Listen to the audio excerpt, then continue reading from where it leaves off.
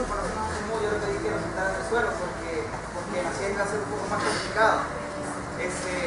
No tengo precisamente la voz más fuerte del mundo, entonces te voy a pedir, yo sé que es un poco más incómodo estar en el suelo, sin un respaldo para tu espalda, pero te voy a pedir solo unos minutos de tu atención, porque lo que hoy Dios quiere decir, como siempre, va a ser relevante para tu vida, ¿verdad? Si tú así lo permitís. Si tú estás distraído, ¿verdad? Si tú estás pensando en qué vas a hacer la vacación, si ya tenés el hotel apartado donde vas a ir, o yo que sé qué vas a hacer, yo te pido que por un momento lo apartes, ¿verdad? Y te concentres en lo que Dios quiere decir. Mauri me estoy explicando más o menos lo que están viendo con Marcos. Si hay un libro que puede traernos cosas importantes para la vida del servicio, es Marcos. Marcos fue una persona que escribió sobre la vida de Jesucristo, pero si ustedes leen Marcos se van a dar cuenta que él, más que enfocarse en las enseñanzas de Jesús, él se enfocó en lo que Jesús hizo, en sus acciones de servicio. Por ejemplo, si ustedes leen Marcos, no sé si se han dado cuenta que no aparece ni siquiera el nacimiento de Jesús. No sé si lo han visto, si se han fijado en ese detalle. Y alguien diría, pero eso es súper importante. Bueno, sí es, pero no tanto para Marcos. Marcos comienza a escribir sobre Jesús en el momento que Jesús comienza su ministerio ya como a sanar personas, a sacar demonios. Ahí comienza Marcos a escribir, ¿verdad? Lo que pasó antes, pues quizás no es tan relevante para él. Y yo quiero hacerle una pregunta, pero yo te quiero pedir, porque generalmente como creyentes, sobre todo si sos un creyente de segunda o tercera generación, es decir, si tus papás son creyentes, si tus abuelos son creyentes, generalmente vamos formulando ciertas respuestas a ciertas preguntas, y entonces nuestro cerebro ya no trabaja, ya no hay un esfuerzo por pensar una respuesta a ciertas preguntas, sino que ya tenemos respuestas prefabricadas, si lo quieren ver de una forma. Yo te quiero hacer una pregunta ahorita, y es una pregunta bien común, no sé si común, pero es una pregunta que probablemente podrías pensar que tiene una respuesta fácil, pero yo quiero pedirte ahorita que le des un poco más de pensamiento, que no te quedes con las respuestas prefabricadas que a veces como creyentes ya tenemos. Mi pregunta es, ¿por qué creen ustedes que es necesario estudiar el libro de Marcos para crecer en el servicio? Es decir, ¿por qué capacitarnos como creyentes para servir mejor? Dale un poco de pensamiento, porque quizás una respuesta fácil sería, bueno, hay que servir porque Dios nos manda, ¿verdad? En la Biblia. Probablemente es cierto, pero una respuesta prefabricada. Dale pensamiento. ¿Por qué es importante que tú te estés capacitando a través del libro de Marcos para servir mejor? Dale pensamiento. Te voy a dar 20 segundos. A ver, pensar.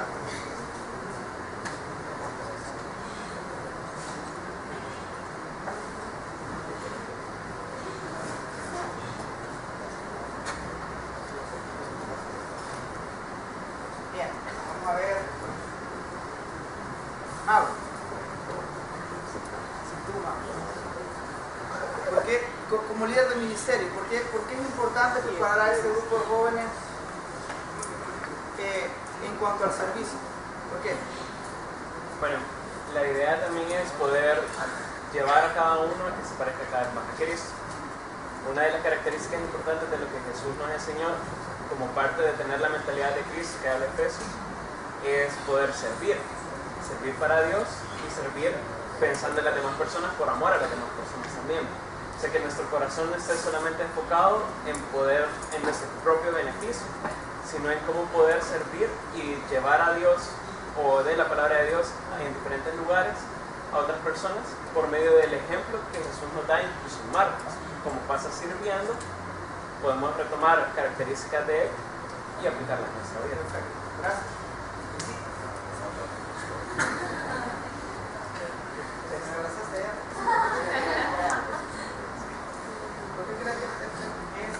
semana y para los clientes preparar el servicio.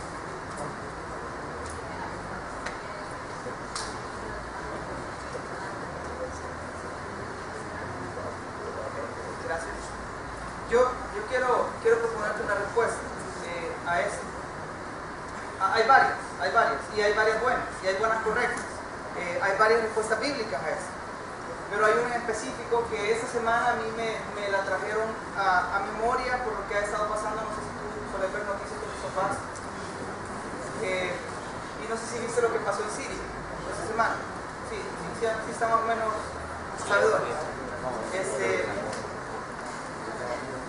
Yo creo que es importante que tú te prepares para el servicio, porque al rey a quien tú servís viene pronto. El rey a quien nosotros servimos está preparando todo el ambiente político, geográfico, económico, porque Él viene pronto. Jesucristo viene pronto. Y yo no sé tú, pero a mí me gustaría que cuando Él venga, Él me encuentre haciendo su voluntad. Yo te propongo que una de las cosas por las cuales es necesario capacitarse en el servicio es porque nuestro rey viene pronto. Así que yo te pido que toda esa serie de marcos, tú tomes esto con un corazón bien humilde, un corazón bien manejable, si lo quieres ver de alguna forma, porque para eso es, porque el Señor viene pronto. Y si tú no estás poniendo al servicio del Señor los dones que te ha dado, de alguna u otra forma estás desperdiciando tu vida, ¿verdad? Yo esta semana estaba sentado donde yo trabajo y estaba pensando, estaba leyendo la Biblia, de hecho. Entonces estaba pensando y yo vi pasar a mi jefe. Él es una persona que vino a los Estados Unidos, lo deportaron y todo, y ahora él es mi jefe. Y entonces él vive para el trabajo, o sea, él nos puede escribir a veces a las 11 de la noche, nosotros bien dormidos, ¿verdad? Y la persona escribiendo, mire, mañana no sé qué, el día de hoy, y un montón de cosas. Y yo digo que feo es tener una vida sin sentido, es decir, vivir para el trabajo, vivir para tus estudios, vivir para tus sueños, es una vida que no va a alcanzar mucho. Tener que servir, tener que prepararte para el servicio porque el rey viene pronto. Y yo quiero entonces pedirte que vayamos a Marcos capítulo 2.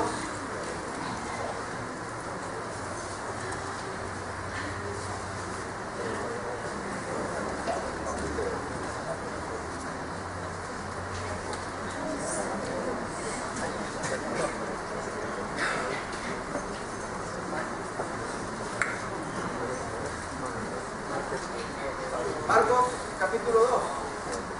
Voy a leer desde el versículo 3, te cuento un poco la historia. No sé si ustedes lo recordarán, si lo habrán visto, si lo habrán estudiado. Mateo va a ser el séptimo discípulo que Jesús va a reclutar.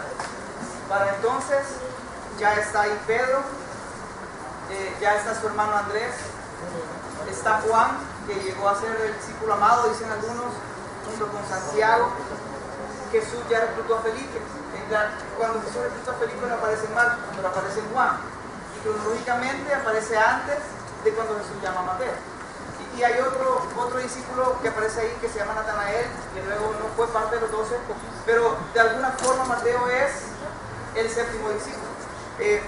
Y para entonces Jesús ya había hecho varias cosas. Si tú lees el contexto, ya había sanado a un leproso, ya había sacado demonios, había sanado multitudes, había hecho varias cosas.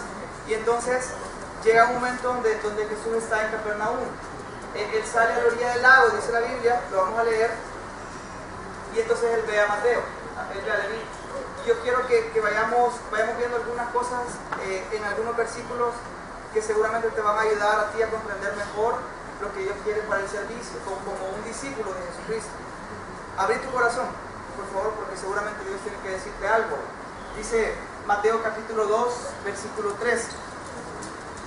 Dice, entonces Jesús salió de nuevo a la orilla del lago y enseñó a las multitudes que se acercaban a él. Y fíjense que como yo les mencionaba al inicio, Marcos no se detiene a decir que enseñó. ¿Se dan cuenta? Dice que enseñaba, pero no se detiene a poner Jesús, dijo, verdad, esas cosas. porque Marcos se enfocaba en el servicio.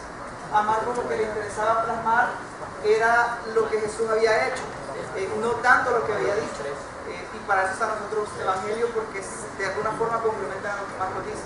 Así que sin entrar en mucho detalle, dice que enseñó a las multitudes que se acercaban a él. Por cierto, estoy leyendo una versión que se llama Nueva Traducción Viviente, así que si no ves ahí que cuadres, por eso si tú tenés la Reina Valera, si en tu teléfono tenés la NTV, puedes acompañar en eso también. Versículo 14. Mientras caminaba, vio a Leví, hijo de Alfeo, sentado en su cabina de cobrador de impuestos. Sígueme y sé mi discípulo, le dijo Jesús. Entonces Leví se levantó y lo siguió. Más tarde, Leví invitó a Jesús y a sus discípulos a una cena en su casa, junto con muchos cobradores de impuestos y otros pecadores de mala fama. Había mucha de esa clase de gente entre los seguidores de Jesús. Cuando los maestros de la ley religiosa, que eran fariseos, lo vieron comer con los cobradores de impuestos y otros pecadores, preguntaron a los discípulos: ¿por qué come con semejante escoria? Imagínate la palabra que usa. El versículo 17 dice: cuando Jesús los oyó, les dijo: la gente sana no necesita médico, los enfermos sí. No he venido a llamar a los que se creen justos, sino a los que saben que son pecadores.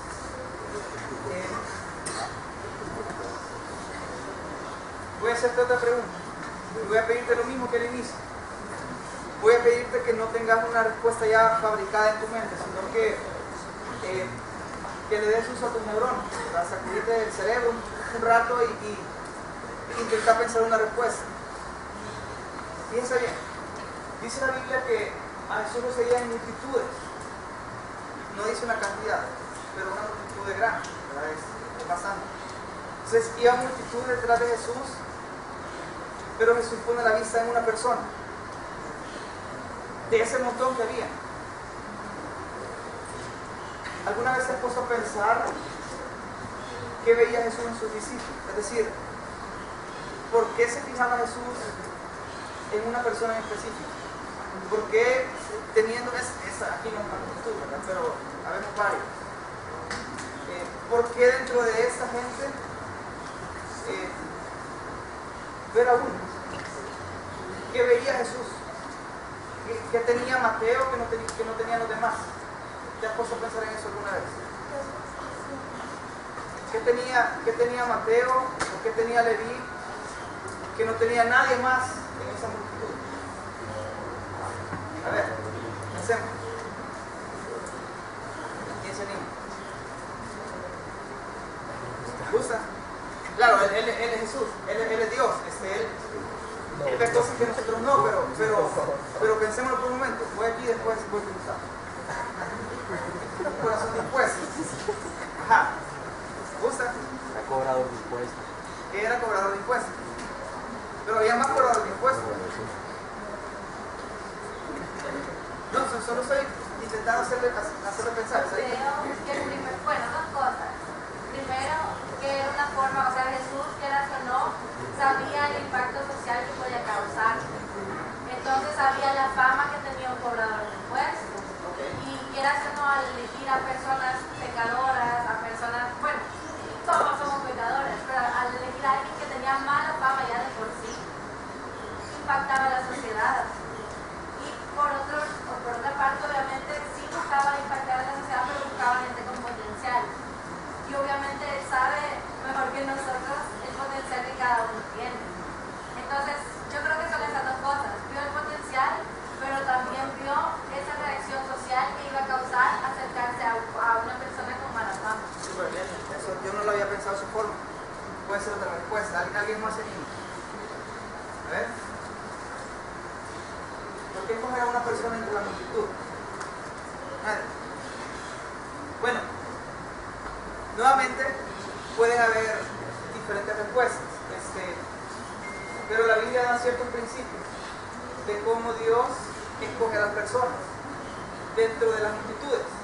Dios escoge ciertas personas para causar diferencia, como decía Sarita. Yo quiero darte solamente dos. Una de ellas está en el Antiguo Testamento, años atrás, antes de esta historia. Yo quiero más o menos recordarte la historia y luego vamos al texto. Israel había salido, digamos, de la época de los jueces. Ustedes se recordarán jueces. Sale de esa época y entonces Israel pide un rey, ¿verdad? Y entonces en ese momento el profeta era Samuel. Y Dios escoge a una persona que era Saúl para ser el primer rey de Israel. Pero Saúl peca y entonces Dios lo desecha.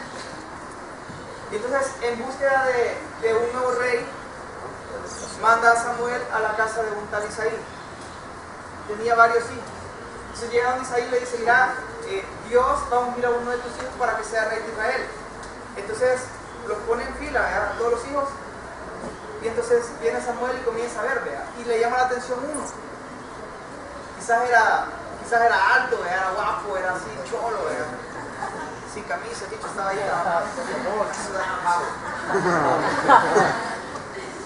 Quizás tenía así la barbilla cortada, la barbilla en alto. Dicen que alguna mujer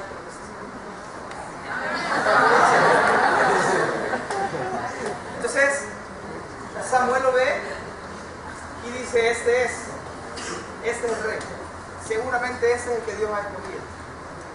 Y en ese contexto Dios le da un principio, que es el que decía Marce, le da un principio que es muchísimo tiempo antes de Mateo, pero que nos ayuda a entender por qué dentro de la multitud Dios ve a Mateo.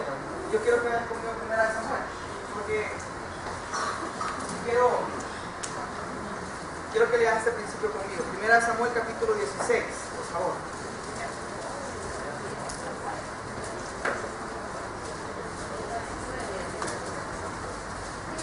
Voy a leer el versículo 6.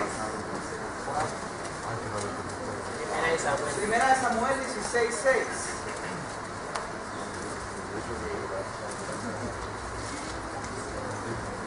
Dice el versículo 6: cuando llegaron, Samuel se fijó en Eliab, como les mencionaba, y pensó: seguramente este es el ungido del Señor. Pero el Señor le dijo a Samuel: no juzgues por su apariencia o por su estatura, porque yo lo he rechazado. Fíjense al principio, el Señor no ve las cosas de la manera que tú las ves.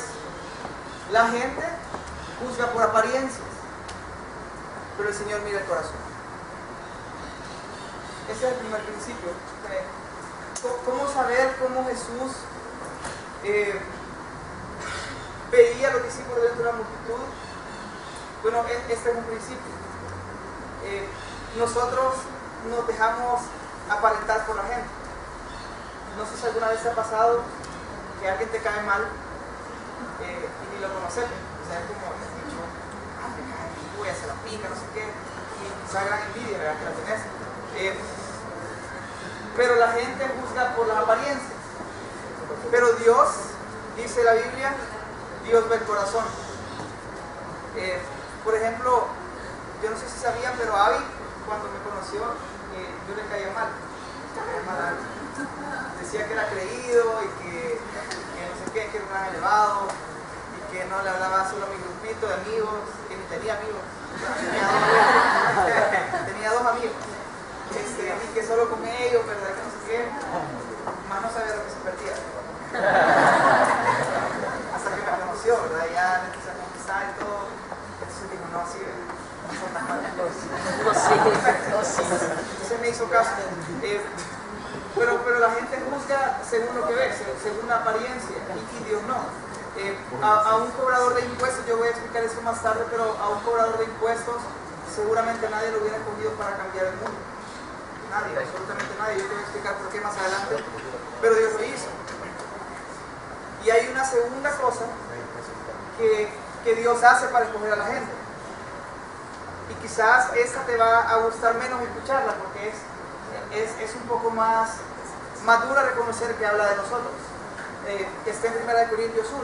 Si me acompañas a 1 Corintios 1.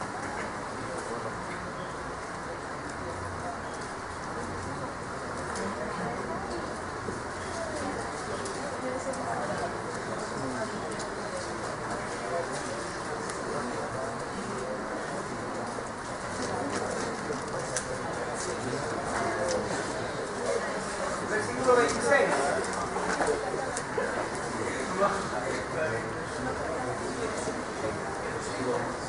Primera de Corintios 1:26 dice, fíjense. Recuerden, amados hermanos, solo si me digan porfa, recuerden que no tengo micrófono y me cuesta más si hay gente hablando. Versículo 26 dice, recuerden, amados hermanos, que pocos de ustedes serán sabios a los ojos del mundo o poderosos, a los ojos del mundo o poderosos o ricos, cuando Dios los llamó. En cambio, Dios, y fíjense bien el principio, Dios eligió a lo que el mundo considera ridículo para avergonzar a los que se creen sabios, y escogió cosas que no tienen poder para avergonzar a los poderosos.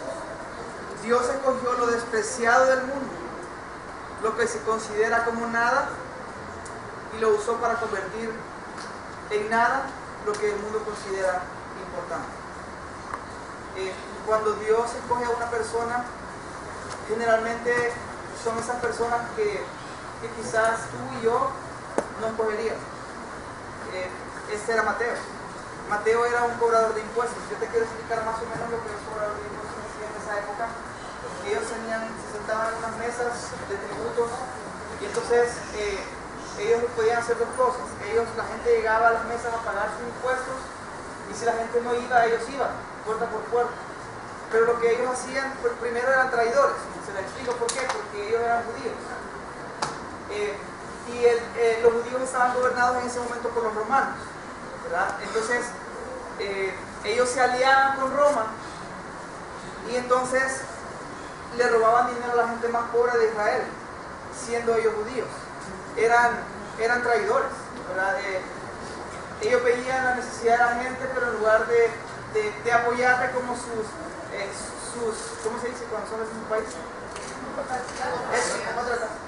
Lo que hacían era que, bueno, si mira, si a vos te toca pagar, pongámoslo en dólares americanos, ¿verdad? Pero no era esa la moneda. Pero decir, bueno, si te toca pagar $100 como impuestos, ¿sabes qué? Dame 150. Entonces ellos se quedaban con 50 y daban 100 para Roma. Eso era lo que hacían. Otro publicano, porque si tú tienes la Reina Valera, creo que dice publicano, es lo mismo, cobrador de impuestos. Otro publicano, cobrador de impuestos famoso, era Zaqueo. ¿Te acuerdas de Zaqueo? Zaqueo era un cobrador de impuestos, y dice la Biblia que se había hecho rico porque le robaba a la gente. Así era un publicano. Era lo peor de lo peor. Si yo pudiera quizás contextualizar quién era un cobrador de impuestos para nuestra época, yo diría que casi como un extorsionista. ¿Quién de ustedes podría tener aprecio o cariño por un extorsionista? Yo no sé si alguna vez tú has tenido a alguien cercano a quien ha extorsionado. Una vez a mi papá le llamaron de una cárcel de Guatemala, a mi papá. Le dijeron su nombre, le dijeron cuántos hijos tenía, le dijeron a dónde vivía, y le dijeron que si él no entregaba una cierta cantidad de dinero, iba a comenzar a tener represalias contra nosotros.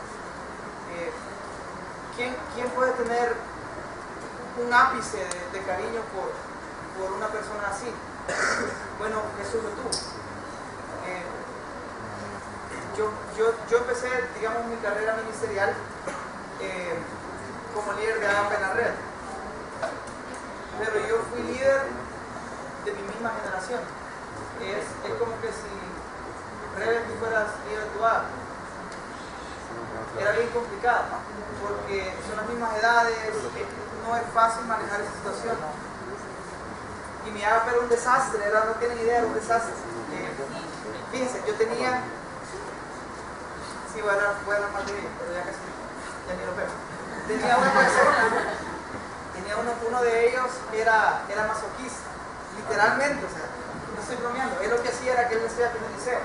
Entonces al muchachito le gustaba poner su cara en la puerta, en el pie de la puerta, y le cerraba la puerta. Y le caía que se reía y se reía. Imagínense. Así que dejen de criticar a su Agape, porque no están tan locos. Agarraba un compás, todavía usan compás. Agarraba un compás y se empezaba a rayar, así, sacando el bicho. No sé qué era masoquista, ¿verdad? Tenía un chavo que se empezó a meter tema de pandillas, me han tatuado y todo, me dispararon 3 veces. Una vez en la reunión de agua, me dijo, no puedo ir porque me acaban de disparar.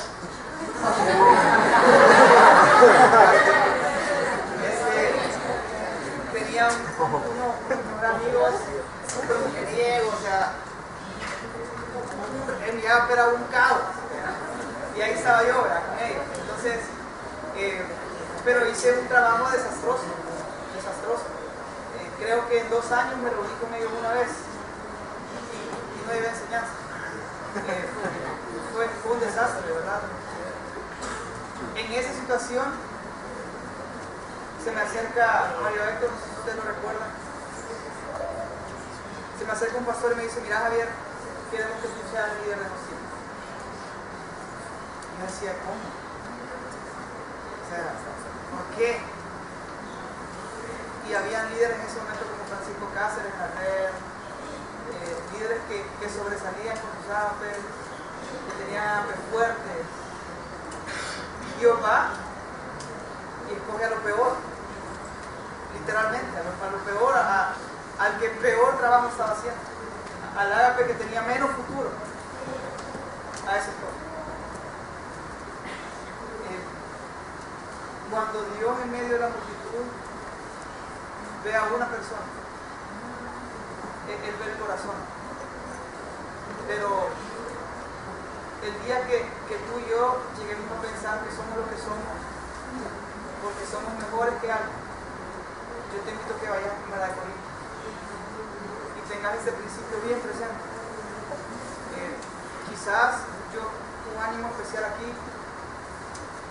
a los músicos. Los músicos, yo no sé por qué por generaciones hemos tenido a veces problemas con músicos de orgullo, ¿verdad? De que aquí yo soy, tocan, no sé qué, y ahí cantando y toda la banda, no sé qué, te al suelo. Y cuando empieza alguna cosa, la predicación, se van allá atrás a hablar, ¿verdad?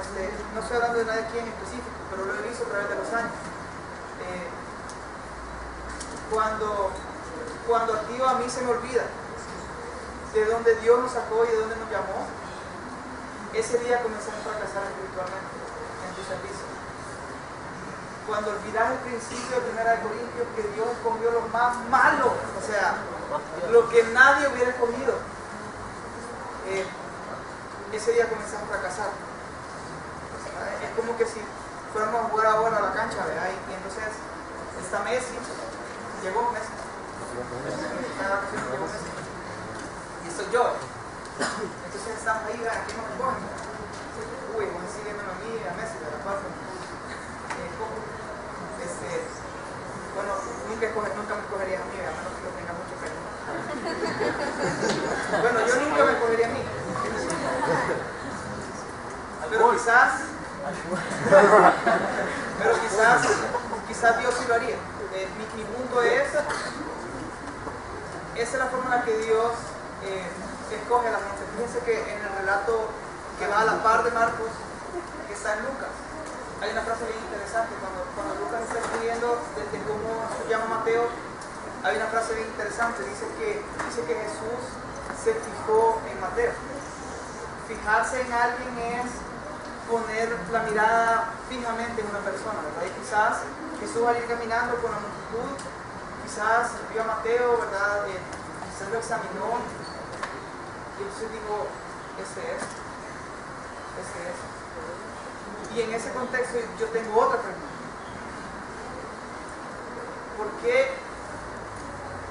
¿Por qué Jesús no quedarse con la multitud y tener que escoger a 12 personas?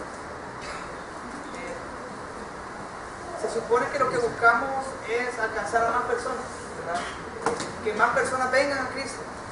Pero ¿por qué Jesús tener que no conformarse con las multitudes, sino que tener que buscar personas específicas para servirle, para ser su discípulo? Yo quiero compartirte un principio espiritual con eso, y te lo voy a mostrar bíblicamente, porque cualquier cosa que yo diga aquí, cualquier cosa que Maui diga, cualquier cosa que cualquier persona diga aquí al frente, tiene que estar soportado por lo que dice la Biblia. Pero a veces las multitudes, en lugar de empujar el reino, lo estorban. Porque en las multitudes hay de todo. Hay personas que dicen seguir a Jesús, pero que en realidad lo que buscaban era ver qué sacaban. Quizás habían escuchado que Jesús había sanado a un leproso, que había sacado demonios, y dicen, bueno, vamos a ver qué hace por nosotros. Dicen que al principio comienza hablando un montón de cosas, bueno, ni modo, escuchémoslo, pero tal vez después nos ayuda, ¿verdad? Y a ver qué hacemos, a ver qué sacamos. Yo no sé si ustedes traen esa pregunta, anda conmigo Marcos capítulo 1. Yo te voy a mostrar uno de los versículos que yo entendí hasta hace poco. Yo no lo comprendía y no es el único versículo que dice lo mismo.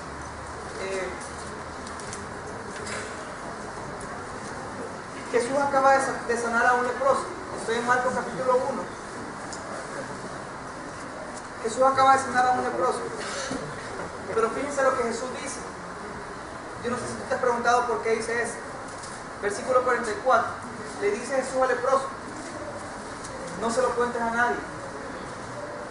No le cuentes a nadie que yo te acabo de sanar. En cambio, preséntate ante el sacerdote y deja que te examine. Eso está en el Antiguo Testamento. Era una orden del Antiguo Testamento. Lleva contigo la ofrenda que exige la ley de Moisés a los que son sanados de lepra. Eso será un testimonio público de que has quedado limpio. Ahora, yo no sé si tú te has preguntado alguna vez por qué Jesús decía, mira, no digas nada de lo que acaba de hacer. Yo decía, bueno, pero si Jesús lo que quería hacer era que su fama sea conocida, ¿verdad? Y que más gente sepa lo que está haciendo. Pero Jesús dice, mira, no le contes a nadie. Yo te voy a decir por qué, porque yo lo comprendí hasta hace poco. Porque Jesús sabía que si mucha gente sabía, esas multitudes, en lugar de ayudar a empujar el reino, lo iban a estorbar. Mira lo que dice el versículo 45. Pero el hombre, el que Jesús acaba de sanar, hizo correr la voz proclamando a todo lo que había sucedido. ¿Le valió? ¿Le valió? Proclamó a todo lo que había sucedido. Como resultado, fíjense, grandes multitudes pronto rodearon a Jesús, y fíjense lo que esto causó. De modo que ya no pudo entrar abiertamente en ninguna ciudad, sino que tenía que quedarse en lugares apartados. Jesús no buscaba fama, porque a veces las multitudes que tienen un corazón a ver qué consigo, ¿verdad? De eso, lo que hacen en realidad es estorbar el reino. Jesús, imagínense, Jesús ya no pudo ser capaz de entrar en ciertas ciudades porque la multitud era tanta que se lo impidieron. Y es lo mismo que pasa en nuestro país. Se supone que somos entre 35 y 40% de creyentes. Yo no sé, no lo he contado. Pero eso haría que sean más o menos 2,5 millones de creyentes en El Salvador. Pero fíjate si no es el mismo principio, porque de esa multitud de creyentes, algunos con su hipocresía, otros con su legalismo, otros con su falsa doctrina, lo que han hecho es estorbar el reino. Porque hoy hay gente que dice, no, yo a las iglesias no voy, ¿verdad? Porque es que son tan hipócritas, ¿verdad? Es que ahí solo hablan de dinero.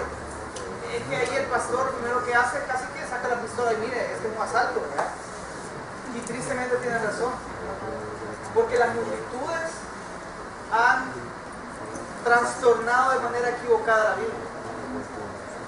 Y las multitudes entonces han hecho que lo que la Biblia dice sea tergiversado. Quiero que vayan conmigo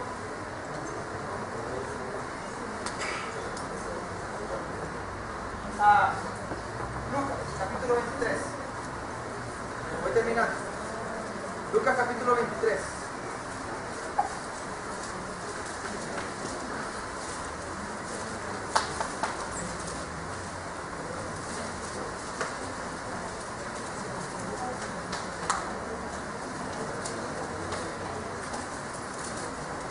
Versículo 15, voy a empezar.